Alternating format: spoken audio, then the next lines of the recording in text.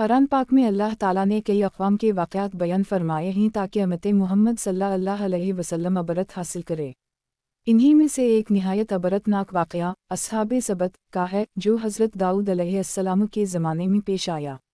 ये वाक़या इंसानी नाफरमानी, फ़रेब और अल्लाह के हुक्म से खेलने का एक अबरतनाक नमूना है। इस वाक़ये में अल्लाह ताला ने एक पूरी कौम को उनकी नाफरमानी के सबब बंदर बना दिया। आइए इस पूरे वाक़ये को तरतीबवार समझते हैं। हज़रत दाऊद अलैहिस्सलाम बनी इसराइल के जलील अल-क़दर नबी थे। आपको अल्लाह ताला ने हुकूमत, इल्म, हिकमत और ज़ुबूर अता फरमाई। आपके ज़माने में बनी इसराइल में ज़ाहिरी खुशहाली और इल्म दोनों आम थे, लेकिन उनमें कुछ लोग दुनिया की मोहब्बत और हरस में मुब्तला हो गए। इन्हीं में से एक बस्ती के लोग थे जिन्हें कुरान ने क़र्या कानत हाज़रा अल-बहर यानी समंदर के किनारे वाली बस्ती कहा है। मफसरीन के मुताबिक इस बस्ती का नाम एला था जो आजकल के इलाके अक़िलबा के करीब वाक़ई थी। ये लोग मछलियों पकड़ने वाले और समंदर के किनारे आबाद थे। अल्लाह ताला ने उनके लिए एक ख़ास आज़माइश मुक़र्रर की।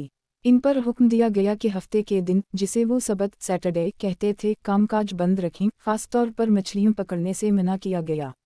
वो दिन इबादत, ज़िक्र और आराम के लिए मख़सूस था।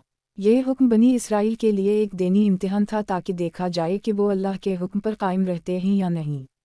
आज़माइश का आगाज़ अल्लाह ताला ने कुरान में फरमाया। सूरत अल-अराफ़ 163। तर्जुमा। और ए नबी सल्लल्लाहु अलैहि वसल्लम, उनसे इस बस्ती के बारे में पूछो जो समंदर के किनारे थी जब वो हफ़्ते के दिनों में हद से गुज़र गए थे। उनके हफ़्ते के दिन मछलियाँ ज़ाहिर होकर सतह पर आतीं और दूसरे दिन ना आतीं। हमने इन्हीं उनकी नाफरमानियों के सबब आज़माइश में डाला। ये आज़माइश कुछ इस तरह हुई कि हफ़्ते के दिन जब मछलियों पकड़ने से मना किया गया, उसी दिन मछलियाँ बड़ी तादाद में पानी की सतह पर आतीं, गोया लोगों को ललकार रही हूँ, जबकि बाकी दिनों में मछलियाँ बिल्कुल नज़र ना आतीं। ये मंज़र उनके लिए बहुत सख्त इम्तिहान बन गया। शुरू में कुछ नेक लोग सब्र करते रहे, वो अल्लाह के हुक्म पर डटे रहे, मगर जब मछलियाँ हफ़्ते को बड़ी तादाद में आने लगीं और बाकी दिन गायब रहतीं, तो शैतान ने नाफरमान लोगों के दिल में वसवसा डाला।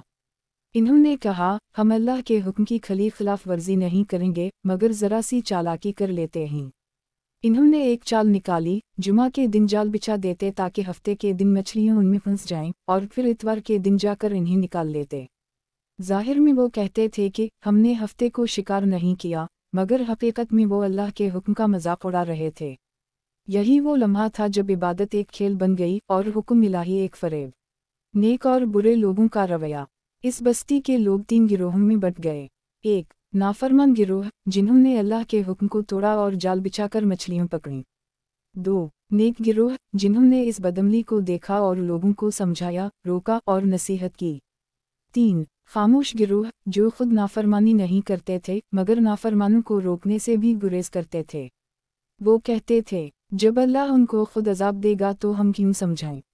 नेक लोगों ने जवाब दिया, हम इसलिए समझाता हैं कि शायद वो डर जाएं और हम अल्लाह के सामने माजरत पेश कर सकें कि हमने अपनी कोशिश की थी। मफसरीन के मुताबिक इसके बाद हज़रत दाल अलिफ वाव हमज़ा दाल को हुक्म हवा कि उन पर अल्लाह का अजाब नाज़िल होगा। नेक लोगों को अल्लाह ने पहले ही अलग कर दिया। इन लोगों ने एक दीवार खड़ी कर दी ताकि नाफरमानों का इलाका अलग हो जाए। बंदर बनने का मंजर। अगली सुबह जब नेक लोग उठे और दीवार के पार झांका तो एक खौफनाक मंजर था।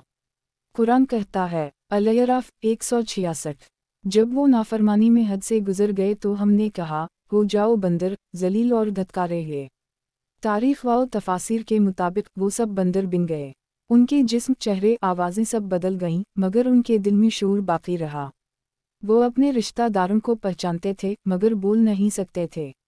वो रोते, चीखते और अपने गुनाहों पर पछताते। 3 दिन के अंदर अंदर वो सब मर गए।